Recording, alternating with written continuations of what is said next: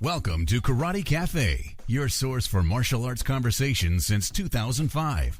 And now, here's your hosts, Paul Wilson and Dan Williams. Hey everybody, it's Paul back with another episode of Karate Cafe, and on my center line, on my screen at least, is my good buddy Dan Williams. Dan, how are Hello. you? Good. How are you, Paul? Happy 2026. 2026 at least. Yeah. Yeah, well, happy here. We got the did a little makeover of the massive Karate It Cafe looks studio beautiful. dojo. Isn't I'll that tell nice? you, you did a great job with that, Paul. We put in the work over the holidays, and Uh-huh. now It paid here off it big time. is. Well, yeah. I hope so. Let's hope so too. Yeah, so our second episode, first one was me solo going off. Thanks for the feedback on that and the people watching. I haven't had anyone say that I was, totally out of line. I could have said more, but I didn't. And but it felt good to get it off my chest. Right? Sometimes that's hey, we're doing this for us. So Yeah. It's more of a mental cleansing, but what it did do is got us a really nice comment from a viewer. In this case, it was on the YouTubes, um, and I'm just going to read it because it's going to be our topic today. He wanted it. We're going to do it for him. This is from SamSite83 off the YouTubes. Uh, he said, and I quote. Just wanted you guys to know that this is my favorite podcast, and you are our favorite viewer slash listener. it's true. I found you guys last September and have already listened to all of your available episodes. Wow. Huh, right on. We've been binged, huh? I mean, yeah, that's awesome. That's like we're like the Netflix of martial arts. It's inspiring, Uh, you know.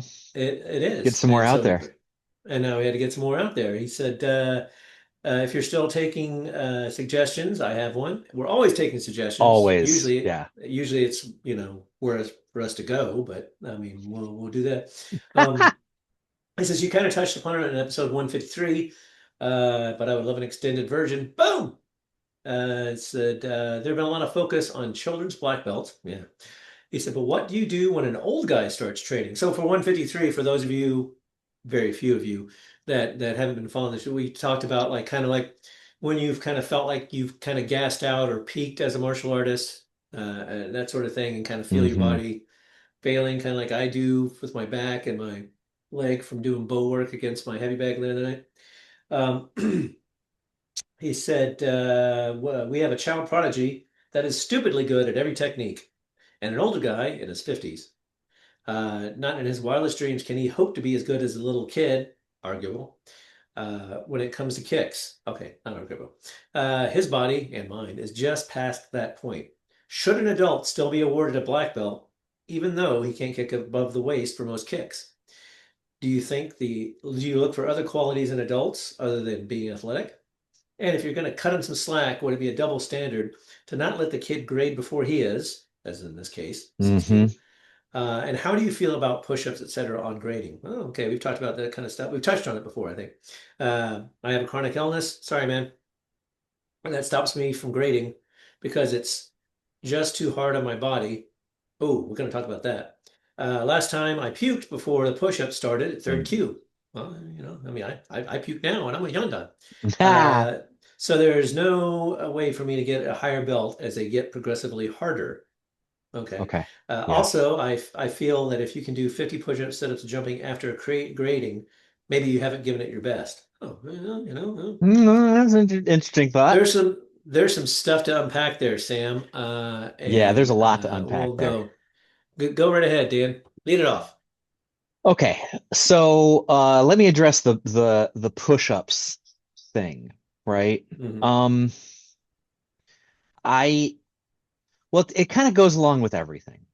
It is, in my opinion, very, very difficult for a belt to represent the exact same thing for everyone. Right. Um, Now, it is ultimately up to each school, right? So Also true. if the person awarding the belt has the attitude that uh, every black belt will have the exact same skill in every aspect, then I think it's going to be really hard to grade. I think it's really going to be hard to do that for anybody, right? Hmm. Because, oh, they have to be of the same quality of kicks and they have to be of the same quality uh, from a calisthenics standpoint. They have to be of the same quality from a physical strength standpoint. They have to be of the same quality of their ability to teach others. They have to be of the same quality. And you start to go down that list and you say, well, I mean, for example, I've known a lot of black belts that are not good instructors. They just Yeah. Yeah. they don't have the ability to communicate the techniques. They don't have the patience for it. They don't have the desire for it, right? Right. So like what do you do with those people if they're fantastic technicians but they don't want to instruct anybody or they're not good in that aspect of the martial arts?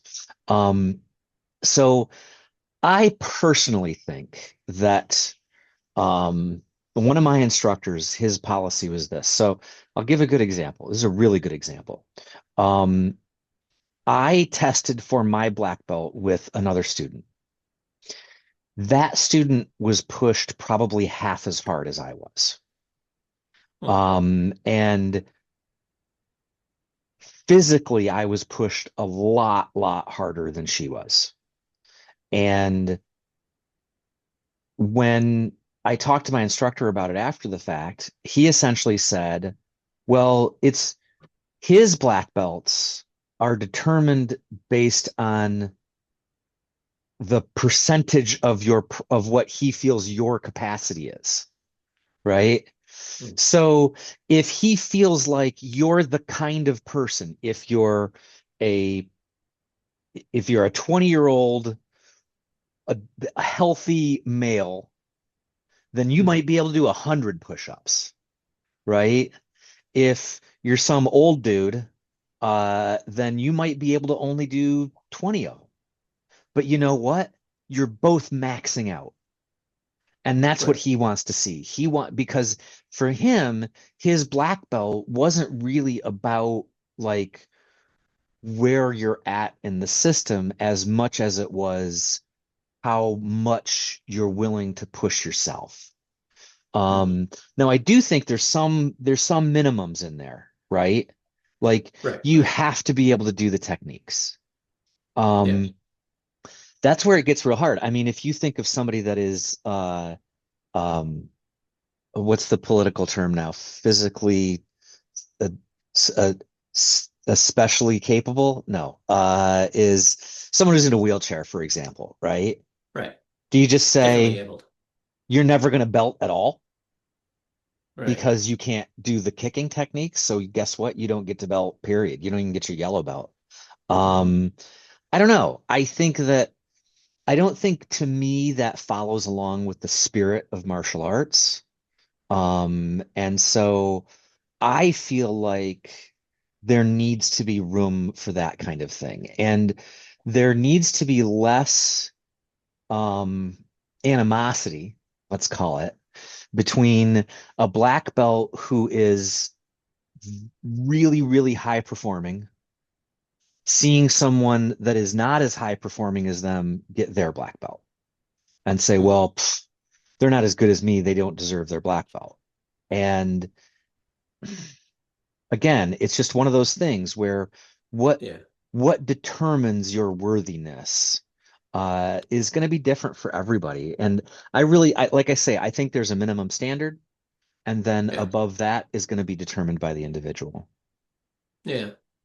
Yeah. I mean, there's a ton, like, clearly there's a ton of nuance. Well, first off, I'd just say, like, Sam, hey, man, come train with me because we don't kick above the waist. There you Boom. go. You know, there, But study Wing Chun. We don't kick above the waist either. right. There we are. Welcome to Credit Cafe, where we poach your students. We, The, we'll we'll poach your students and give them black belts. exactly. Boom. So there's, and I have some concrete sort of examples of that I'll get to in a minute. But yeah, I mean, there's a whole like, if yeah, at the minimum, it's like um, he's obviously in a system where there's, kicking, right? So part of that, it's, there's two sides, three sides to every story, right? So, on the student side, there's I'm not getting promoted because I can't kick above the waist. On the instructor side is, you're not getting promoted because you need to kick above the waist. And then there's I don't know, the objective side of the story, which is like, did you know that going in? So, I mean, when you signed Good up point. and you see everyone kicking above your head, like maybe that's not it. So, like, if you've got a bet, and Sam, stick with me, man, I'm not bagging on you. Uh, so if it's, you walk into a school and you know, you've got uh, uh, a fused spine, and you whatever, and you walk into jujitsu school and everyone's rolling and doing stuff like Right. that, you probably shouldn't sign up. Right. He's saying he's going up for third Q, so the kicks, excuse me, the kicks should not have been a surprise coming up there. Now on the instructor side, it's like, are the high kicks important? Good friend of the show, we had him on a few episodes ago, Kyle Doan. He told me a story about he was training with somebody and they were doing, can't remember if it was like a lot of high kicks or just a strangely oriented kick or whatever. Hmm. But he had some hip issues, and so he couldn't do it, or he couldn't do as many kicks and stuff like that. And Kyle, I miss you. Come on back on the show anytime. Um, and my advice to him was like, well, I mean, I know the system to which he was training a little bit, and I'm like, huh, that's not really a system specific thing. It was specific to that school, right? Right. So that instructor value is so sort of in that if we were to take that sort of thing and apply it to this situation, it'd be like they can't kick high.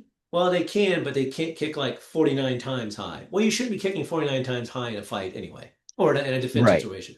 So that's where it starts faring in with like Hmm. it is not, for lack of a better term, like the critical aspect of the system. So therefore, if you can't kick above your waist, but you understand what the technique is and what it's not like Right. he's bucking to open up his own dojo or anything, right? It's like he's just trying to. So it's like that's the part where you go like, well, do you understand what you're supposed to be doing, right? Can you do it once? Awesome, move on.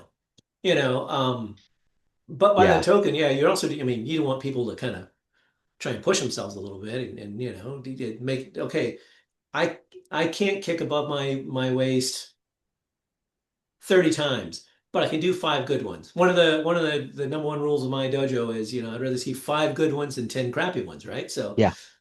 give me five good ones. Okay, you Yeah. understand the technique, move on. You've met the criteria. Um, I know an instructor who said he wasn't going to pass anybody during pandemic because their curriculum had throws in it. And so since everyone was doing it remotely Yeah. and they couldn't do the throws, so therefore he wasn't going to promote anybody. And it's like, well, but is that was kind of my point to him was one of the reasons why he made his own system was because he was tired of his old system and their dogmatic adherence to their curriculum. A lot of people do that. Yeah. And I was like, so now you're being dogmatically adherent to your curriculum Right. that you made. So, Right. it's like, okay, well, maybe in this unique circumstance, Right. promote Give some them a people pass. because they have 95% of what's going on. That Right. 5% is not a deal killer for the other 90, you know, that 5% is not the deal killer for the other 95%. Yeah. So let that slide a little bit and then you can make it up when we can all get back in Well, the room again. yeah. And that actually that's there's an interesting point there because there's a question of what does it take to fail a test, right? Right. So if if I do everything during a test to perfection, but my kicks aren't above my waist, and But they're good so kicks. but they're good kicks, Yeah. and I have I have tested at a 95%. Right. Does that mean I still don't get it? Like that's a interesting question. And I do think, I mean, I agree with you to some extent. And I don't know, I'm not going to say you said this, but it just made me think of it. Um, that when the other thing that instructors and school owners look at when they promote is eventually you start teaching others. And so there is a degree where if you're showing a technique, and you show the kick below the waist when it's supposed to be above the waist, then people are going to start following you and your technique. Now, at the same time, if you go, well, I have a physical limitation where I can't kick above the waist because of the way my bones grew when I was a kid, or whatever the case might Mhm. be, and it's supposed to be up here, and you can still coach it that way.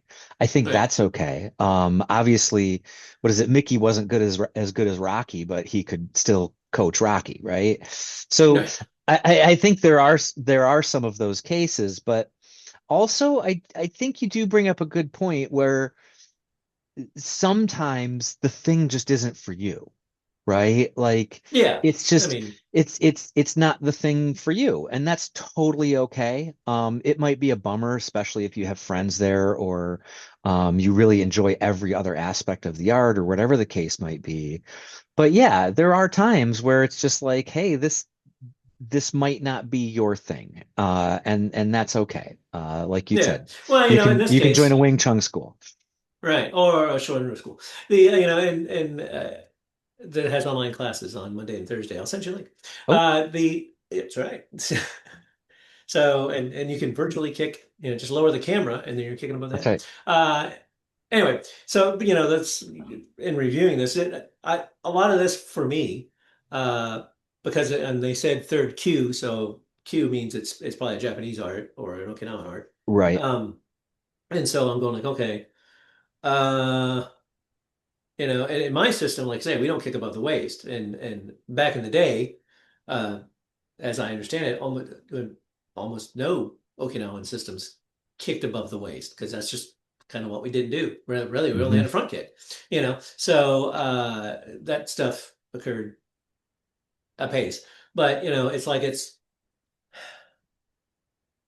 I kind of keep coming back to this, like, well, if this guy's testing for third Q and thinking he's leaning on brown belt or aiming for black belt, then what has the instructor been doing all this time that Right. they haven't like set that sort of expectations. So like I mean, if I have someone who when I was teaching just like a sort of a general martial arts class in school in college, we're in the martial arts club. And it was just, everybody come. And we had people from different systems and we all trained together and, we would just all come up with something. Hmm. And a lady came and trained and she had some fused vertebra. She was uh, zaptic. And she also was missing the fingers on, I think it was her right hand. She was missing like all her fingers. So all she had was a thumb. Wow. And she was like, I'm really interested in trying to learn how to defend myself and do martial arts, but this is my body. And I'm like, well, let's make this stuff happen. Right. So, because in that for context, that was an open sort of martial art class. So it was like, okay, your thumb is super strong, so you can use that to poke and whatever. And she could like grab, and Hmm. super strong there. Whatever uh circumstance had caused her to lose her fingers. It had left like part of her pinky, so she had like a little bit of a bone bit right there. And I'm like, well, you can use that to like strike with, and like and Yeah. then and she couldn't Adapt. move. Yeah, she couldn't really kick or anything like that, but she had a lot of mass, right? So she could move stuff around. So she could get a hold of somebody, poke them, and move them around. And so that's what we focused on. Now that was an open curriculum, right? It didn't matter. But so if someone walks into, to use your example, like they're in a wheelchair, they're like, okay, well, guess what? You're not going to be able to do the kicks. So, so as an instructor, you know, that's my challenge. And we, again, love to hear from the instructors to email Yeah. us at karatecafe@gmail.com or, Leave a comment. comment or whatever uh, about that is if someone comes to you, if someone rolled into my dojo and said they wanted to study karate and they really, for some reason, loved, Shorin-ryu, or maybe they saw the show and thought I was an awesome Right. instructor. Uh, that would be, I would definitely lay out there like, look, okay, this is parts of our system that are going to be a struggle Hmm. for you to, apply. But, Yes. blocking and punching and stuff like that, absolutely, we can do this. It's like, can you understand the concepts? I mean, I'd give it a go. I absolutely would give it a go. Groundwork. And, yeah, if they knock you out, man, Yeah. yeah, so, but if, the same person rolled into like a Savat class, it's like, Right. or a Muay Thai This class, might it's not like, be for you. well, this might not Yeah. be for you. Yeah. And, but it's like, yeah, is someone going to afraid that they're going to get sued because of that? It's like, no, they're just being honest. I mean, from a defense standpoint, it's like, why would you train somebody who, is not going to have a decent chance of employing the techniques that they're learning to defend Right. themselves right Or now? never be able to grade, never be able to get a See, belt. and that's well, yeah, and there's so and then that's my bugaboo. It's like, Sam, you're training for your reasons, whatever it is. Black belt is not the goal. Black belt is a point along the way. If you're Yeah. still if you're just training because you love martial arts, and there was another point that I was gonna get to on that is if you're training just because you love the martial arts, Hmm. um, you know, just That train. doesn't matter. I mean, yeah, I mean, I think I've told the story before. I actually just told somebody this the other day. Is when I was a start at white belt, there was a guy in our class who was a green belt, and he'd been training there a couple of years. And when I was a green belt, this guy was a green belt, year and a half down the line. When I got my first degree, black belt, this guy was a green belt. I knew a guy like that too. He came to class. He came to class every class. He worked. He did his stuff. He had a little learning Mm, issue or whatever. But he came, he trained, he did. I mean, he did, and in the fullness of time, I mean, he got his black belt. I mean, it took the dojo to kind of help him along, and do stuff. But and I'm sure there was a little bit of like, good enough, kind of yeah. thing like that. But he was training to train. And so when Right. he got his black belt, he just kind of kept on training. Did he get any higher? No. So, but it part of that. But I mean, uh, some of that is, very much in my mind, like again, kind of on the instructor of, you know, are you a school that, you, like I say, are you looking for a customer or are you looking for a student? Do you want someone who's just going to come and train?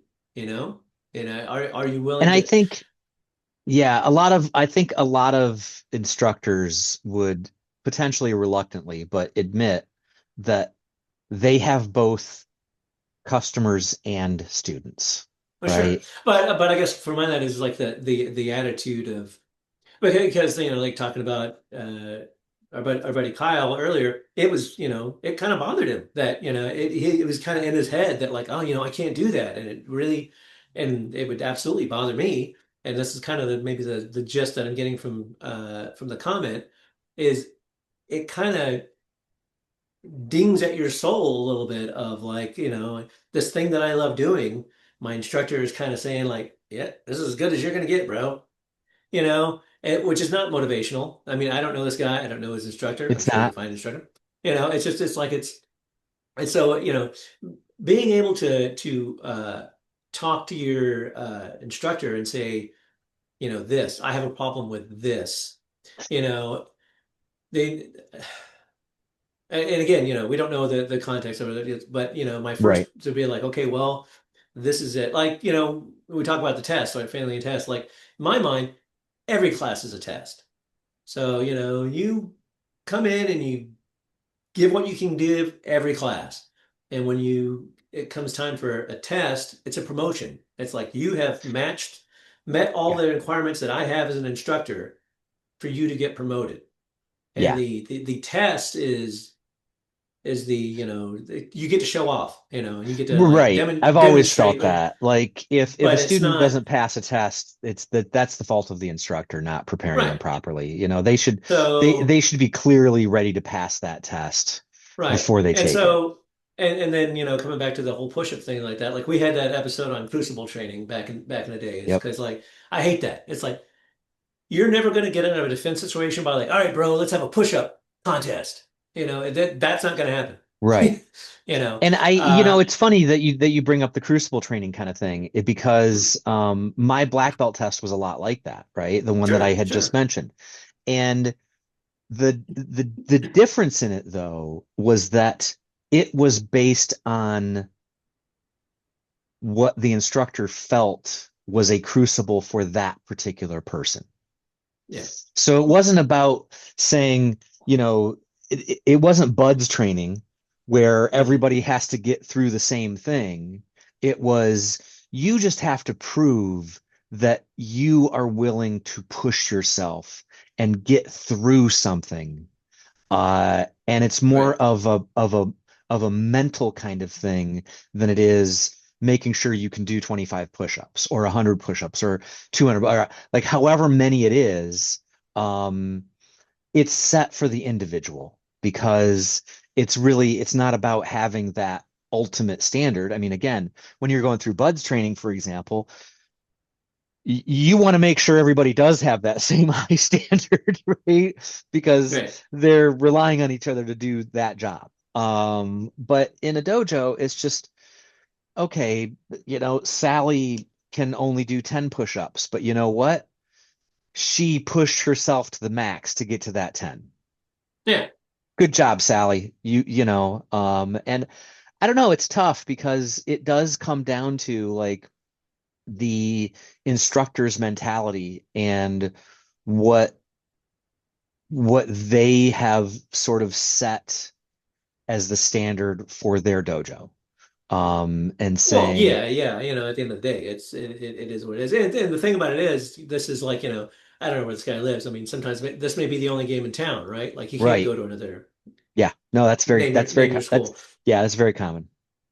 I mean, the big flick is like almost everywhere. I mean, outside of like really really large cities, is like if you're a karate guy or gal, you you know you have maybe two or three places, and sometimes Hmm. you have just different versions of Yep. the six different The students versions from of that one place. right have opened Yeah. the other thing. Right. So so it's like, okay, and there'll be some stagnance going on. But the other thing that I want to, because again, three sides to every story. There's the Yeah. instructor, and we've kind of banged on the instructors a little bit, and really he's sort of like they're the captain of the ship. They're kind of the ultimate resting points for this. But as from the student standpoint, is watching other students and seeing like I'm 51 years old, and if I went to a new dojo and started fresh, whatever, and like, and I was dealing with the 18-year-old awesome black belt who's doing 569-degree Hmm. wheel kicks and yada yada yada, I was like, I can't do that. Right. And, but I shouldn't feel bad about it. I mean, No. and also and the instructor should let me not feel bad about it, right? It shouldn't be Right. like, what is the saying that was bopping around the Googles a while back, was like, karate, you're not in competition with the other people in your dojo, you're in That's competition right. with yourself. You're trying to be That's right. better than you were yesterday. Yeah. And I agree with that. It's like it's that sort of incremental sort of change. Like one of the things that I say in my dojo is we teach wabi-sabi karate. It's not great, it's kind of ugly, whatever. But there's a beauty in that imperfection, of like Yeah. you're still working on it. You're still kind of doing your thing. You're trying to make it Hmm. happen. It's like, if it you could just walk in there and do that, like, I knew we've got guys in our federation that can remember everything they've ever learned, right? Like, Right. Yep. every drill, every An random kata they encyclopedia of the saw or style. whatever, and just Yeah. bang it out. Boom. and I'm like, and I'm Hmm. like, and I outrate these people, and they know more than I mean, my students know, I can remember the drills and stuff that I can't remember. I'm always like, what's number next? I don't know. Because for me, it's the technique and the concept behind it. I Yeah. don't care what order stuff's in. Right. I can check the So, book. right. So, but, but for some, yeah, well, actually, even in our federation, quite a bit, like, yeah, that's far more important than being able to do the technique or understand the technique or transmit the technique. Yeah. It's like that's so like, and I consider some of that kind of like window dressing. Like, all right, oh, you got to run 3 miles and do 1,000 push-ups and do this and then do that and do the other, and then we're going to do basics. It's like, well, no, I mean, if you can't, if you can't, and that's it's again, to use your like buds, it's like if you don't get through the pre-selection test to go Right. to buds, you don't go to buds, right? And Well, then and that's the and then question you is get do the instructors want to wash people out? right, it's like yeah, I guess you can do what that. advantage? What advantage again? That's like, are you cannon fodder? Do you have Yeah. students that you just say, sure, come join? Because they Yeah. help keep the lights on while you teach the 18-year-old who can do the bazillion kicks or Yeah. whatever, and you just Yeah. kind of string them along until they quit. Ethically, that's horrible.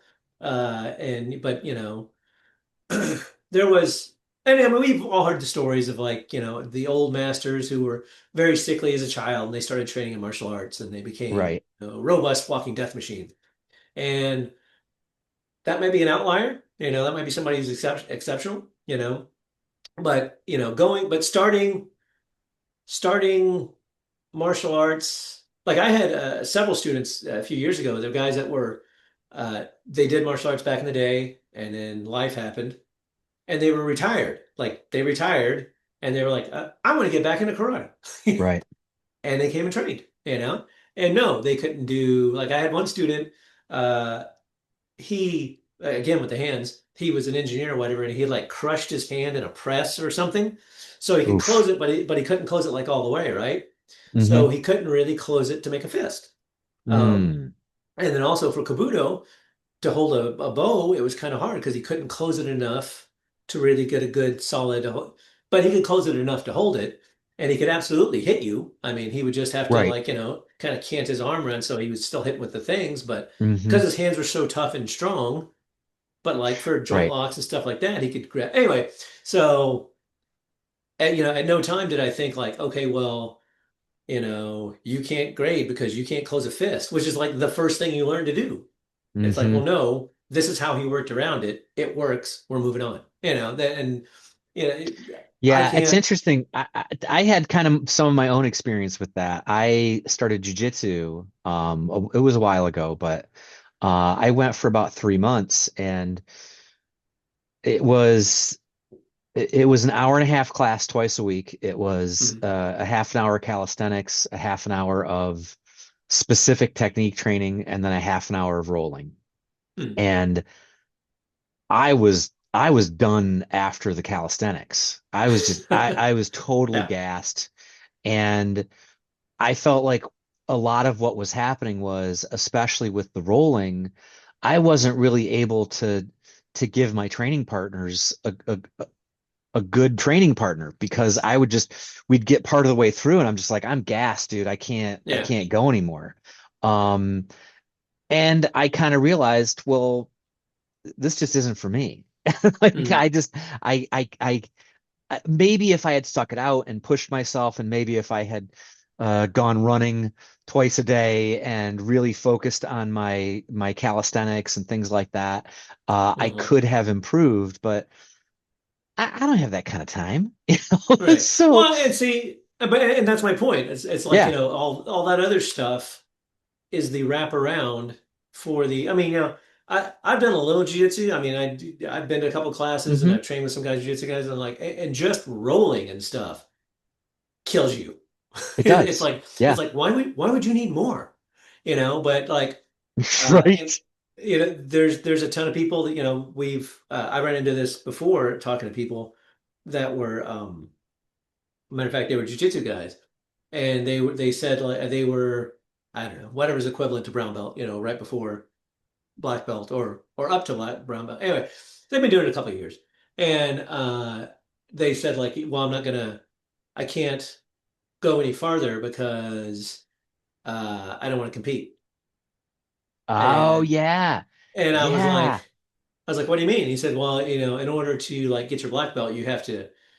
I don't know if necessarily you had to win, But you but had you to had to go into compete. competition and yeah. And they were older and they didn't really feel like Yep. they That's were not worried they were going to get untypical. hurt and stuff like that.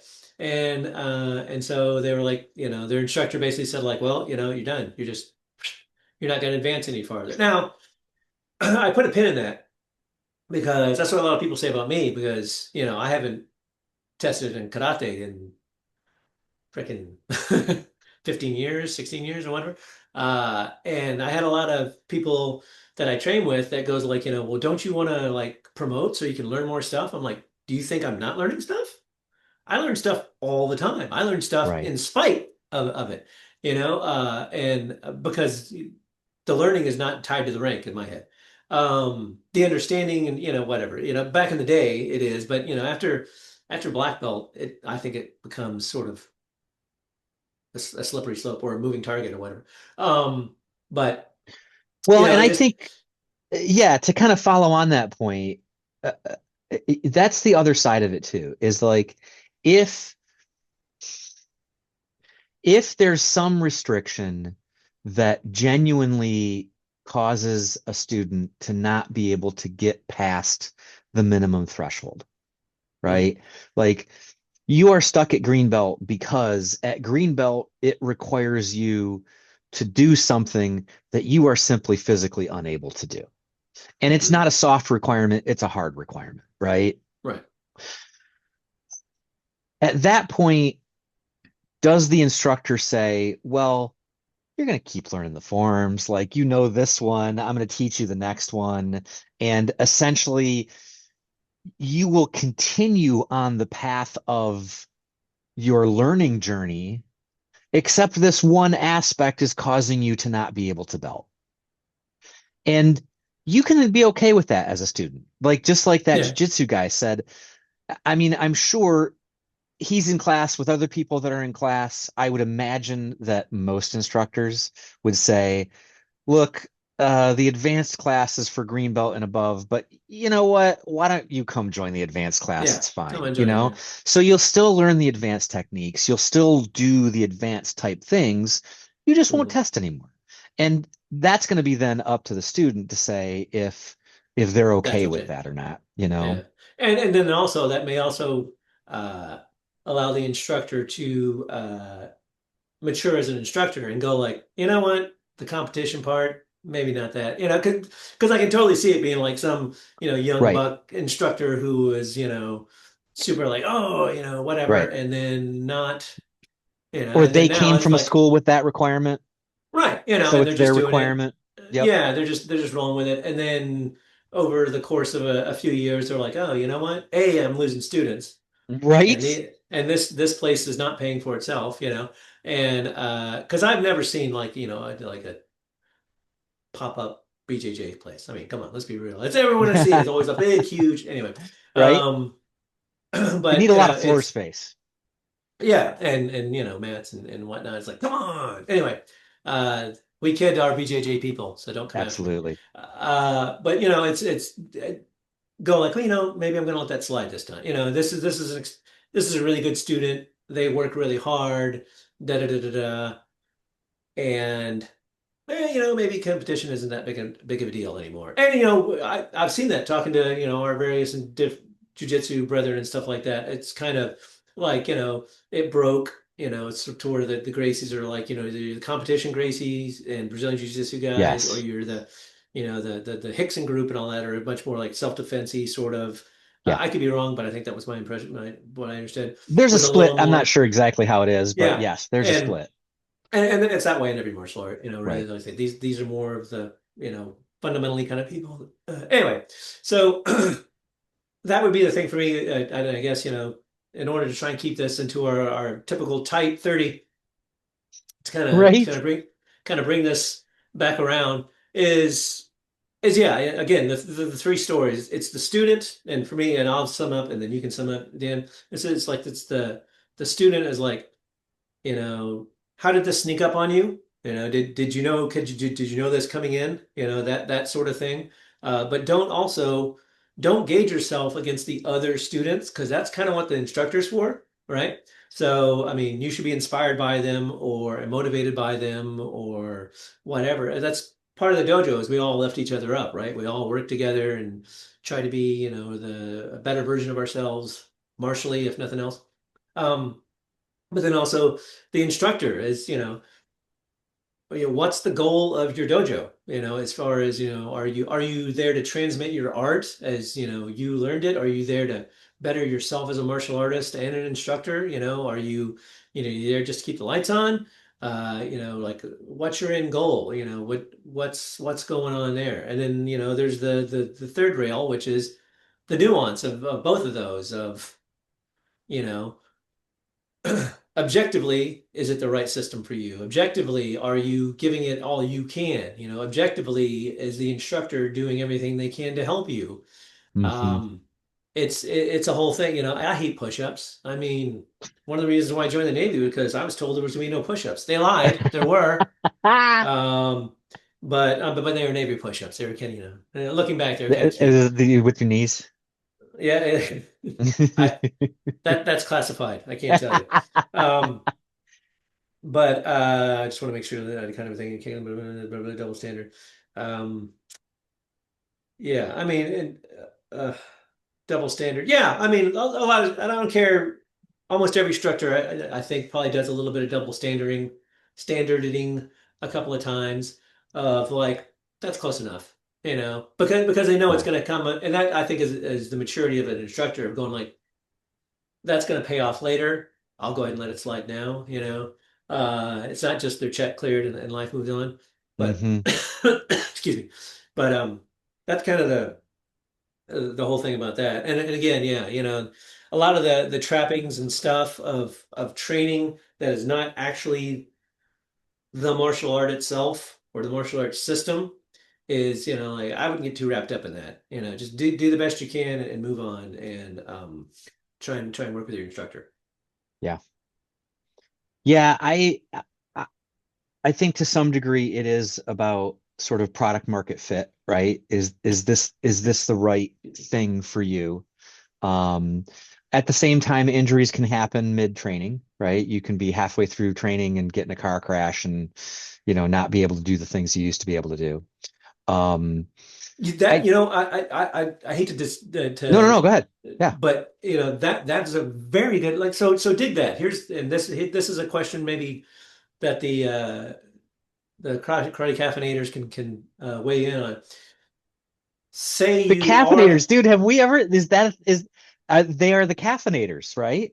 the Our karate fan caffeinators. base, Do you our, not our ever fan listen base to? is the caffeinators. You never watch the show, do you? No, I Even when don't. you're on here. I don't. Anyway, I don't. I anyway, have no idea what we're doing right now. that's true. It's all blurry in the background. It's This it's a is little my cheat. brain. This is my This brain, is by the way. this is my brain on podcasts. That's right. See, my brain's in the dojo. Yours is in the fog. That's Anyway, right. but so Sam, dig this, man. I'm just saying Sam because that's in your name. I don't, don't know if there's really your name, but so here's an interesting question. So like, say you did get to your black belt, you pass it with flying colors, like you were actually in buds and you got through Hell Week, and you were rocking like Don Dokken of Dokken, and you tripped and That is fell. rocking. That's actually from Pam Anderson. I couldn't imagine.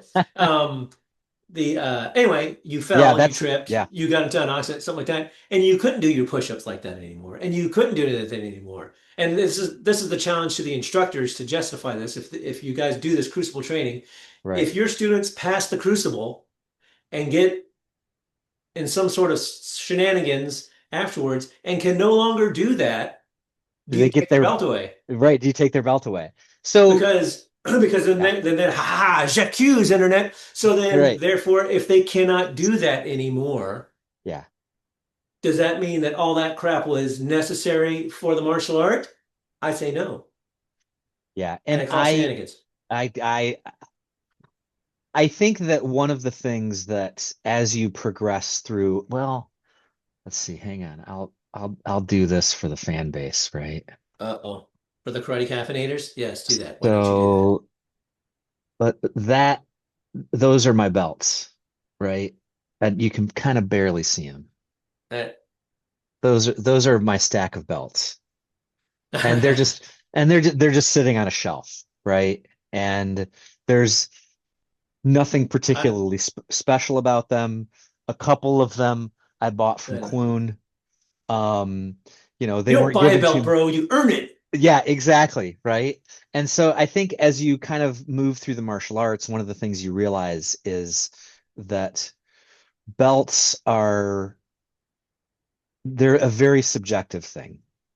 Heh. And they mean something to you, but it's hard to put an objective value on them. Anyone that has been, if you're training in Taekwondo and you go to another school, what you often have a very enlightening experience, right? Of wow, these guys are really good. Or geez, our white belts are better than their black belts. What is going Right. on? And it's a really common experience. I went I went Sure. to I went to a testing not like a few years ago, and I just went to sit and watch. Some friends were judging and things like that, and they were testing for their black belt, and they were not great in my opinion, right? Their techniques were not super clean, and maybe I'm just super judgy or whatever. But they were awarded their black belts, and it's just Mm. you start to understand that, it's the old saying, a belt is meant to hold up your pants. Right. And I think that the longer you're in the martial arts, the more you realize the ways in which that is true. I'm not saying that's Yeah. true in every aspect, but there's a lot of truth in that saying, in that it's really not about the belt. It's about the sense of Right. accomplishments. It's about the Yeah. Yeah. learning. It's about all of those things, because it's sort of like, imagine if you were in a situation where you could never get past green belt, and a couple years after your green belt, the instructor came to you and said, I am amazingly proud of you, and even though you can't do these high kicks, I want you to be the one that kind of runs the school when I retire. Yeah.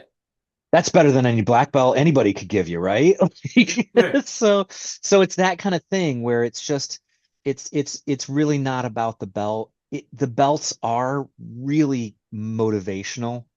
Um, and it gives you a structure to say, these are the things you're going to learn in this period of time. These are the things that you're going to learn Mm. in this period of time. Yeah.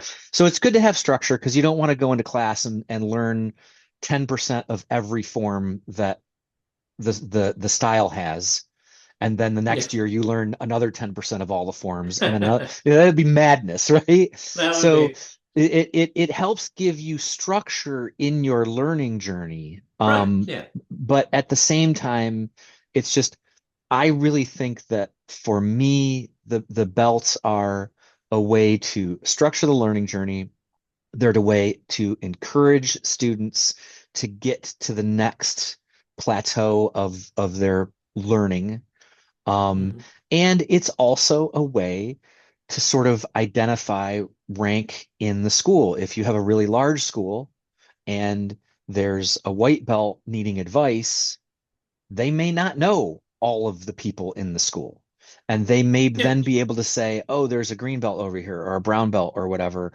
I'm not sure about this part of the form. I can go ask them. Right. Right. Yeah. Um, so it is a good delineation in that way. But really it's very nebulous. It's very like Oh, sure. non-specific about exactly what any particular belt means. And Yeah. Yeah. some schools All don't this say is with don't an do that, asterisk. right? Yeah. Yeah, some schools don't do that. Some schools say no. A belt is very, very, very specific about exactly what you can do. And if you get in that accident, I'm going to take your black belt from you. Yeah. I guess you can So do that. Yeah, oh yeah, people get on like, oh well, yeah, I don't honor your whatever, and that's kind of a whole.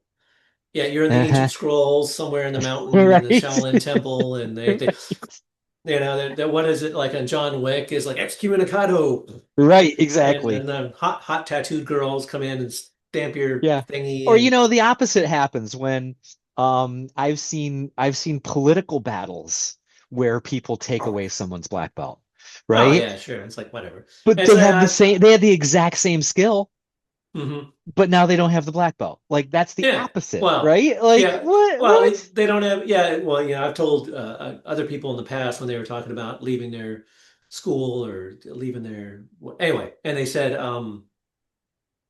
oh, I'm not going to get my Shodan. I'm not going to get my whatever, I'm not going to get my, Right. I was like, they can't take your karate from you. You got it. It's Right. Yeah. And it's like, and like, really, you could just print up a certificate, throw it on the wall. The I know, straights don't know right?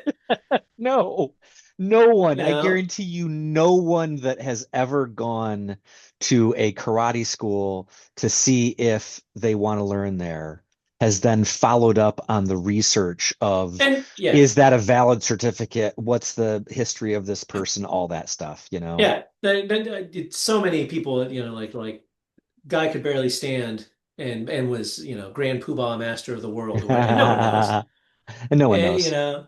the kids are happy, the parents are paying, But anyway, so Sam, long story short, is like make sure the system fits you when you Yep. walk in there. And he said, but just keep training. And if you're The journey happy and is enjoying yours. it, The journey yeah, is yours, you know? if if you can't come to some sort of agreement with your instructor on being able to do the things you can do based on your body, then maybe it's time to go find someplace else. But Yeah. uh otherwise, I mean, just keep training. No matter what, keep training. Is the thing, the big flick that I really wanted is like, don't let this dissuade you from continuing to train in martial arts.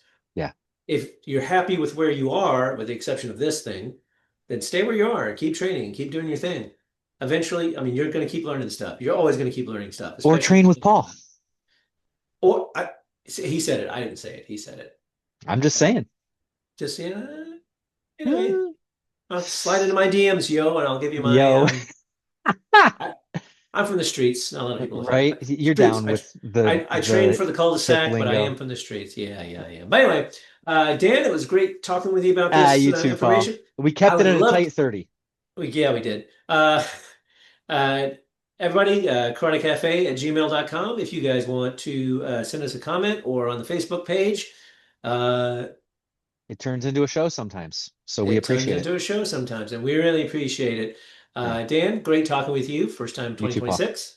That's right. And we will talk to you all again very soon.